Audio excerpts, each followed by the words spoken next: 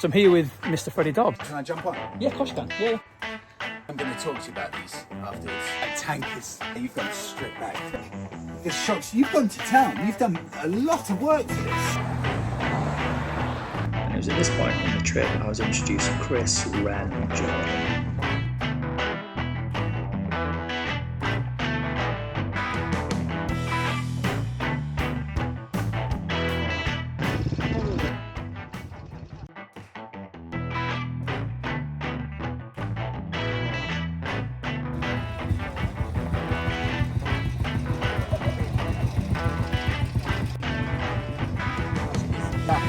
That just sprays everything.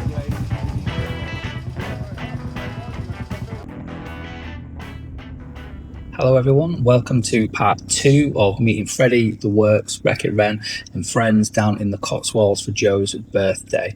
So we've picked up right where we left off. I have completed my first green laning, off-roading, whatever you want to call it. The bike is an absolute mess, but really enjoyed myself now looking back. And then we arrived at our next location for the day.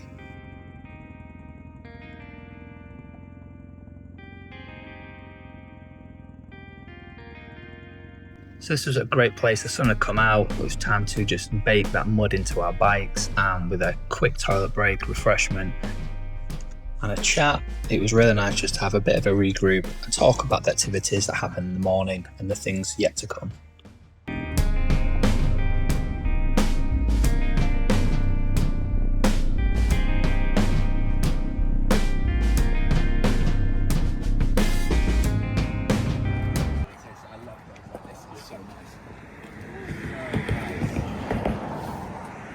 So there was a bit of an impromptu stop while Joe rode ahead and got some of the drones working. You saw Jordan there just chilling out on his bike, so we waited for that to be set up. So if you want to see that, wait for the Wurks footage to come out and let's see what that drone footage looks like.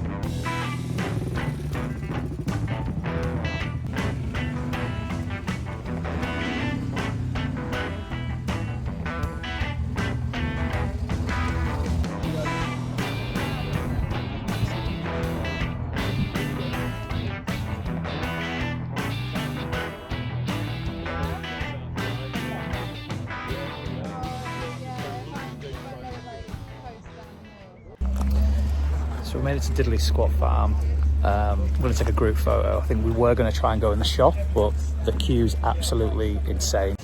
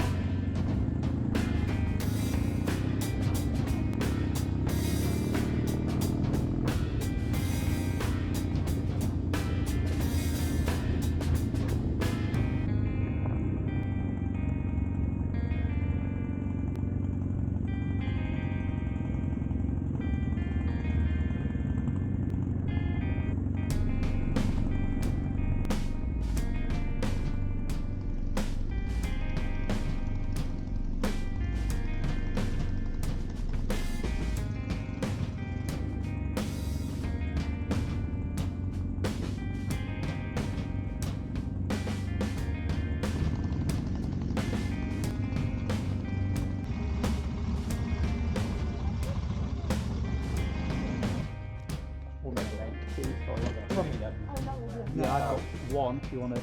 Oh, you brought yours with you? I've got mine with me. Oh. Yeah, do you need it? Only because mine hasn't got any security. Yeah, of course you can. Yeah, none of this in Yorkshire. I take that everywhere with me, even if I go to like. What, the lock? Yeah, everywhere. Was it, one of the girls that rides a lot of enduro, she went to Wales and they tried to nick her T7. Oh, I saw that one. Yeah. Well, they left it in a bush. Yes, the one left it in a bush. Yeah. Yeah, they literally nicked it, left it in a bush as if to like take it back the following, you know, go back the following night and nick it. I kept getting a headache because it just puts air through those spots, big spots. So that's it, end of the video. I've been over out for some food. I'm absolutely stuffed. Great day had by all, me especially. Yeah, it just doesn't fit. You know, I've had to like push my thumbs into the line. So actually, I couldn't leave the video there, and now it's been a few weeks since the trip. I feel like I'm in a pretty good space and kind of back on the ground, back on level ground, because I was just beaming the whole ride back with a huge smile. At that point, when it came to editing, I realised actually I didn't film anything after the pub lunch, or even not much really in terms of the riding after Clarkson's Farm, or after Diddley Squat, sorry. But after the lunch, like I said in the previous clip, absolutely stuffed. Didn't have any dessert, which is quite rare for me, but I was so full and conscious that I had a 4-hour ride back. I just wanted to enjoy the moment that I was with everybody. Again, they're such great people. And in the description, you'll have all the links to their social medias if you want to go follow them. But I've never met a nicer bunch of people, and that's all courtesy of Joe and Emily. I just want to take this point just to give a bit of background as to how and why I'm even on this trip, because I don't think I fully explained it. But it's Joe's birthday, or was Joe's birthday, and they were planning a ride out specifically with people who they have helped along the way in terms of getting their bikes back on the road. How I fit into that was a few months back before DGR, I had an issue with my oil pressure sensor, or at least my bike telling me there was some sort of an issue with that.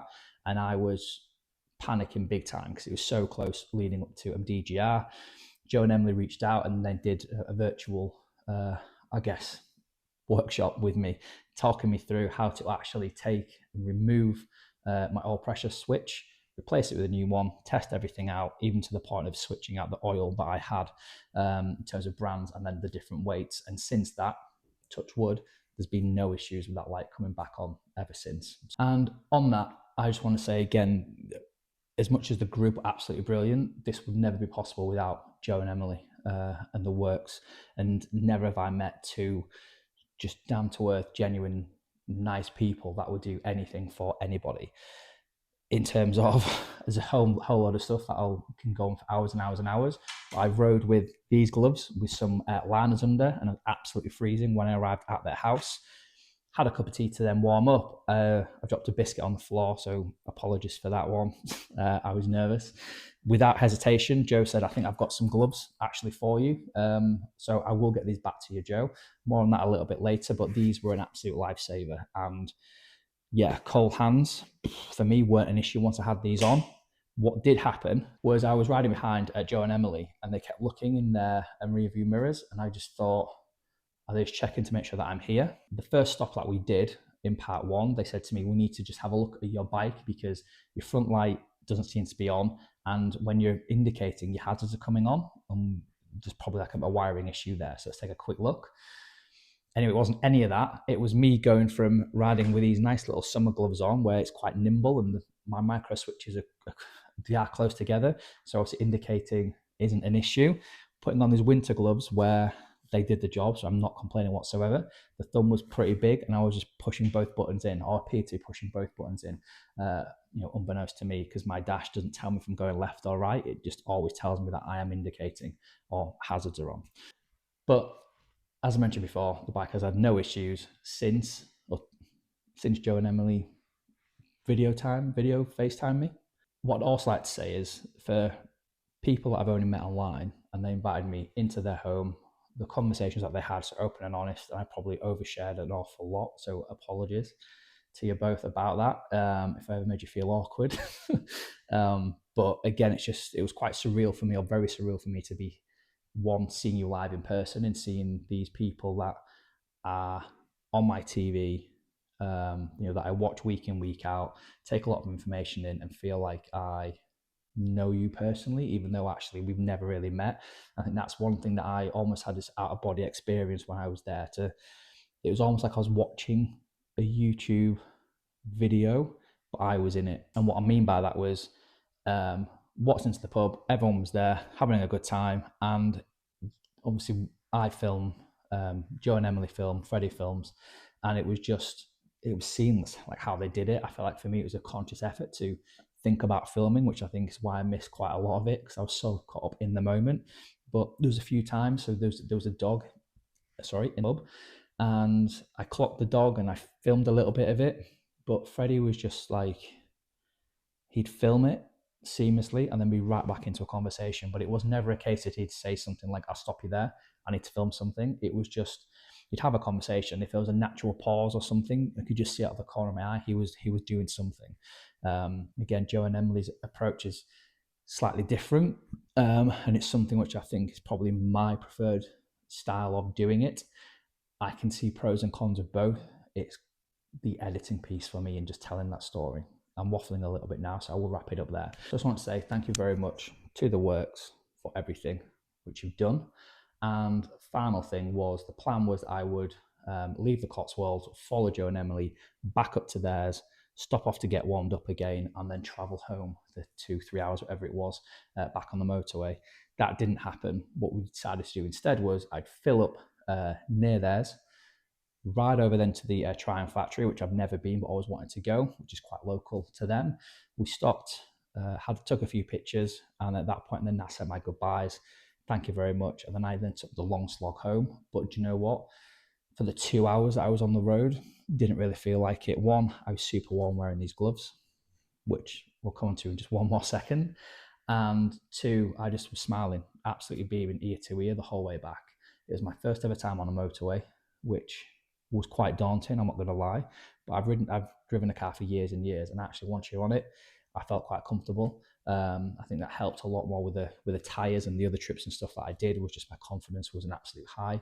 And actually riding with those lot, whether I was never at the front, but in the middle or at the back, and just watching the lines of things that they were taking was an absolute eye-opener for me in terms of people's ability to ride a bike. And I actually became a lot more confident riding alongside these people and just watching them. But everyone there made this weekend an absolute worldly of an experience. And yeah, I can't thank every single one of you enough, and everyone else for liking, commenting, subscribing. From part one, everything's gone through the roof, and as much as I'm quite a data analytical person, it's just been really nice just seeing the channel grow on the back of one video. But that wasn't just my doing, it was having the platform and everyone else there to deliver this content to you. So apologies for this one, there's not as much content of the weekend. I just didn't film as much as what I thought I did, which has become quite apparent now. I don't think I've said this enough, and if I have, I'm going to say it again. Thank you very, very much to Joe and Emily for a fantastic weekend. Wren, Jordan, Neil, everyone else that I met across that weekend, they were just absolutely amazing. The bikes on show were amazing. Everyone was super, super helpful, which is something which I created the channel for, just to interact with people. Definitely put me outside of my comfort zone, traveling all the way there and all the way back. But again, it's something which I would do if I'm ever invited back. And the final thing about these gloves, will be returning them to Joe and Emily by hand, because I am going to the Motorcycle Live show. So I hope to see you all there. I'll drop the dates where I'm going to be there a little bit closer to the time. But if you are there, pop over, say hello. I'd love to see you all there. Thanks very much for watching the last 2 episodes. I'll see you all in the next one.